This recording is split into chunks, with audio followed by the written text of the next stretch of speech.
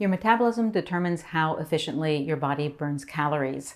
As you age, physical and hormonal changes decrease your metabolic rate, slowing down weight loss. There's not much you can do about getting old, but by shifting your eating schedule to earlier in the day, you work with your body, giving it energy when it can burn it and rest when it needs it. In this video, I will share how to use early time-restricted eating to give your over 50-year-old body what it needs so you can get the weight loss you want. Time-restricted eating is the practice of shortening your eating window to better align your intake of calories with your body's natural circadian rhythm. Early time-restricted eating takes this concept one step further by shifting your food intake to earlier in the day, leaving more hours between your last meal and bedtime. And for those of us over 50, this proves to be valuable for a number of reasons. The first benefit is that early time-restricted eating allows you to make better use of the calories you are consuming. Your body's circadian rhythm is dictated by a master clock inside your brain that uses daylight to keep your wake-sleep cycle on track. There are also accessory clocks found in your organs, and they take their cues from your food intake. When you start eating, you wake up these digestive clocks and they go to work helping you to digest and absorb and release and store energy efficiently. However, the clocks in these metabolically important organs wind down as your day progresses. The result is that the foods you eat at the beginning of your eating day are handled more efficiently than those consumed later in the day. By shortening your daily eating window and shifting that window to earlier in the day, you best align your food intake with the accessory clocks, making it easier for your body to utilize calories and burn fat. Let's look at how this works, starting with improvements in blood sugar regulation. When you eat late in the evening hours, blood sugar levels remain elevated overnight. For instance, let's say that you eat a bowl of cereal at 10 o'clock in the evening and then go to bed. This bedtime snack gives your body an excess of energy at a time when its metabolic needs and functions are at their lowest. This blocks any chance of fat loss overnight and it increases the likelihood of fat storage. If you have trouble losing weight or your weight loss is slow, shifting away from late night snacking to an early eating pattern will keep blood sugar and insulin levels low overnight. This internal state encourages your body to use body fat for the energy it needs to keep you breathing and your heart pumping and the many other basal metabolic functions that sustain you as you sleep.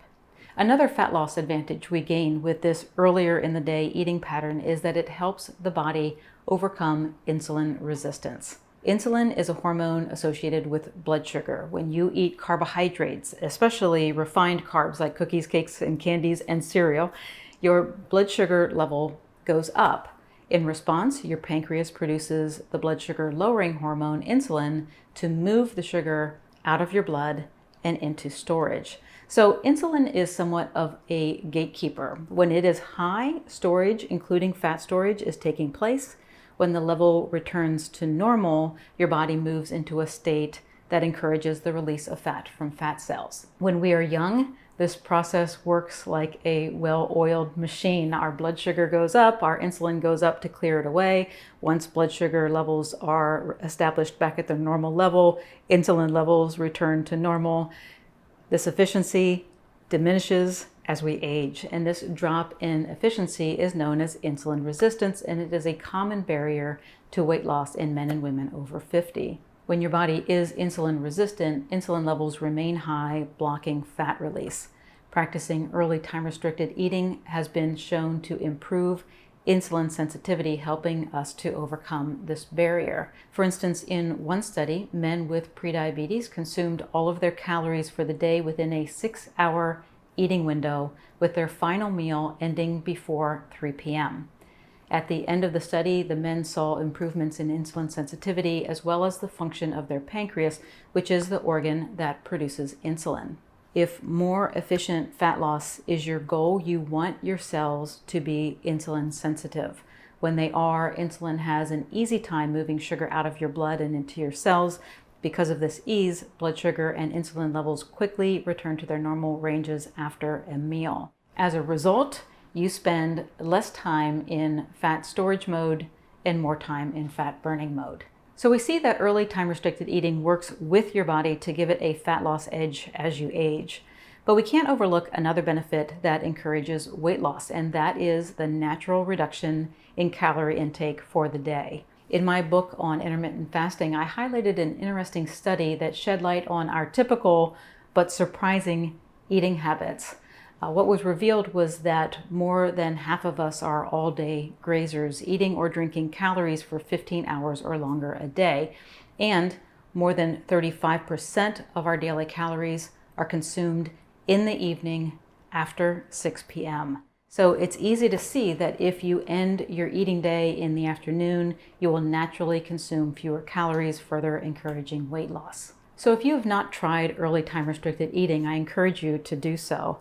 Just keep in mind that it does take a bit of focus to get used to this change in routine. We are creatures of habit, and our bodies and brains easily get conditioned to follow routine.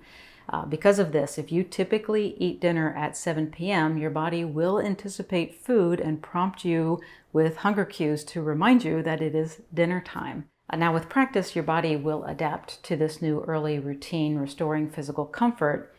But then there is the mindset and logistics of not eating dinner at dinner time.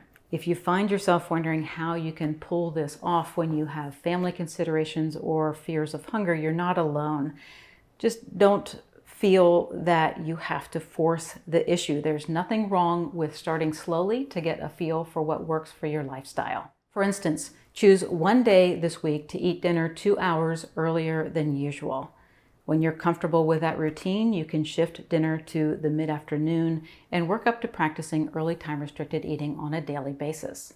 There's no established optimal hour to end your eating day. However, many of the early time-restricted eating studies had participants end their eating day at 2 p.m. or 3 p.m. And I'll also add that it took most participants more than a week to feel comfortable with their new early eating routine. So it is normal to feel some apprehension when you are making a change to your eating schedule, but with time, your comfort level will increase, allowing you to reap the benefits. If you'd like some motivation to help you during this transition, you can download my free fasting timeline. It walks you through a day of fasting, letting you see what is happening inside your body as the hours pass. You can download a copy by following the link under this video or going to drbeckyfitness.com/fasting timeline. You'll find that having this concise guide by your side acts as a great motivator as you progress with your fasting lifestyle. Thank you for watching. Before you go, please click the subscribe button to join my channel and have a great rest of your day.